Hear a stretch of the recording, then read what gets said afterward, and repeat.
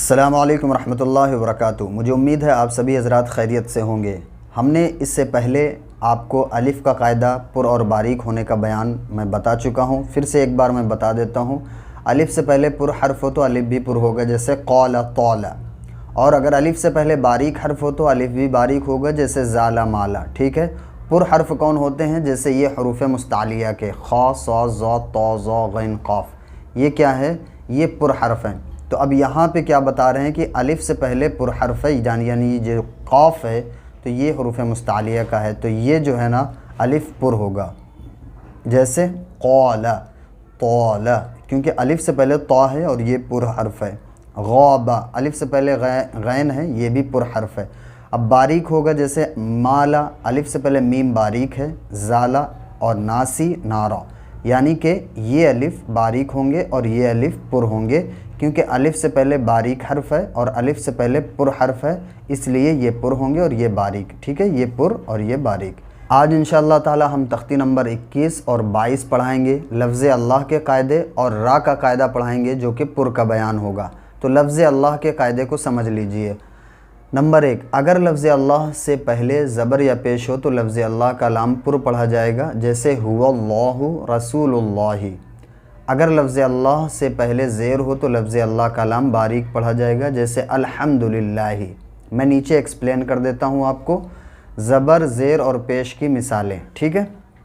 اب یہاں پہ دیکھیے، ان اللہ، یہ اللہ کا لام ہے اور اس سے پہلے نون کے اوپر زبر ہے، اس لیے یہ پر پڑھا جائے گا، جیسے ان اللہ، ٹھیک ہے، کیونکہ اللہ کے لام سے پہلے نون کے اوپر زبر ہے۔ اسی طریقے سے قال اللہ، اللہ کے لام سے پہلے لام کے اوپر زبر ہے۔ سمع اللہ، یہ موٹا پڑھا جائے گا کیونکہ عین کے اوپر زبر ہے۔ حدود اللہ، اللہ کے لام سے پہلے زبر یا پیش ہو تو پر پڑھا جاتا ہے، تو اب یہاں پہ پیش آ گیا ہے دال پر تو یہ پر پڑھا جائے گا۔ یرید اللہ، خلق اللہ، تو یہ پر پڑھے جائیں گے، ٹھیک ہے۔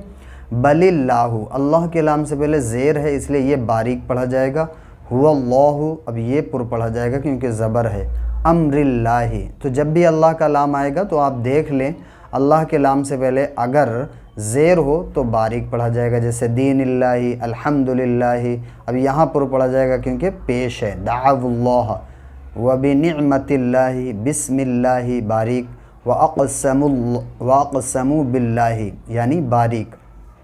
لا یخلف اللہ، اللہ کے لام سے پہلے پیش ہے اس لیے پر پڑھا جائے گا۔ وکفی باللہ، تو یہاں پہ زیر ہے اس لیے یہ باریک پڑھا جائے گا۔ تو میں امید کرتا ہوں کہ آپ کو یہ سمجھ آ گیا ہوگا، یعنی آپ اتنا سمجھ لیجئے جو اللہ کے لام سے پہلے اگر زبر یا پیش ہوگا تو اللہ کا لام پر اور زیر ہوگا تو باریک، ٹھیک ہے۔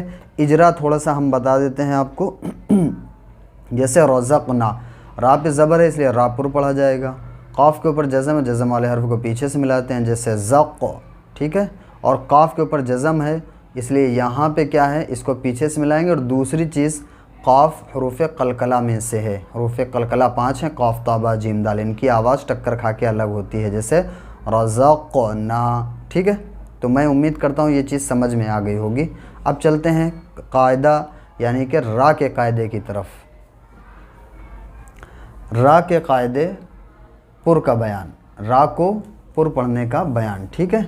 نمبر 1، جس را پر زبر یا پیش ہو تو وہ را پر ہوگی۔ را کے اوپر زبر یا پیش ہو تو را موٹا پڑھا جائے گا، جیسے را، ٹھیک ہے۔ را ساکن سے پہلے زبر یا پیش ہو تو وہ را ساکن پر ہوگی۔ را ساکن آپ کو پتہ ہوگا، جس را کے اوپر جزم یعنی تشدید ہو وہ را ساکن ہوتا ہے، نیچے ہم آپ کو ایکسپلین کر کے بتائیں گے۔ نمبر 3، جس را پر 2 زبر یا 2 پیش ہوں تو وہ را پر ہوگی، یعنی موٹا پڑھا جائے گا۔ را مشدد پر زبر یا پیش ہو تو وہ را مشدد پر ہوگی۔ را مشدد کسے کہتے ہیں؟ جس را کے اوپر تشدید ہوتی ہے اسے را مشدد کہتے ہیں۔ نمبر 5، را ساکن سے پہلے کوئی حرف ساکن اور اس سے پہلے زبر یا پیش ہو تو وہ را ساکن پر ہوگی، ٹھیک ہے۔ تو چلیے اب ہم اس میں بات کرتے ہیں۔ رزقنا، یہ را ہے نا، را کے اوپر زبر اس لیے یہ پر ہوگی۔ ربما، را کے اوپر پیش ہے اس لیے یہ بھی پر ہوگی۔ را ساکن سے پہلے الف کے اوپر زبر ہے اس لیے یہ تو حمزہ ہے، اور را ساکن سے پہلے زبر ہے اس لیے یہ را پر ہوگی۔ قرآن، را ساکن سے پہلے پیش ہے اس لیے یہ را پر پڑھا جائے گا۔ برا، را کے اوپر تشدید ہے اور زبر ہے اس لیے یہ را پر پڑھا جائے گا، یہ بھی پر۔ خیرن، یہ بھی پر۔ خبیرن، یہ بھی پر۔ برقن، را ساکن سے پہلے ज़बर ہے इसलिए ये भी पुर। अश्र, را साकिन से पहले भी साकिन हर्फ है और उससे पहले ज़बर है, ये इसलिए यहाँ पे पुर पढ़ा जाएगा। खुस्र वल अस्र, ये रा भी पुर पढ़े जाएंगे। राय साकिन से पहले ज़ेर हो और उसके बाद उसी कलमे में हरूफ मुस्तालिया के 7 हरफों में से कोई हर्फ आए तो रा साकिन पुर होगी। देखिए ये कायदा समझ लीजिए, इसको समझना बेहद ही ज़रूरी है। ये कैसे है, जैसे यहाँ पे देखिए ये रा है, रा के ऊपर जज़म है, तो रा साकिन से पहले मीम के नीचे ज़ेर है, ठीक है, लेकिन रा साकिन के आगे जो है ना ये स्वाद हरूफ मुस्तालिया, हरूफ मुस्तालिया हम आपको बता चुके हैं, हरूफ मुस्तालिया खुस्सा ज़ब्तिन किज़, यानी ये पुर हरफ है स्वाद, इसलिए ये रा भी पुर हो जाएगा।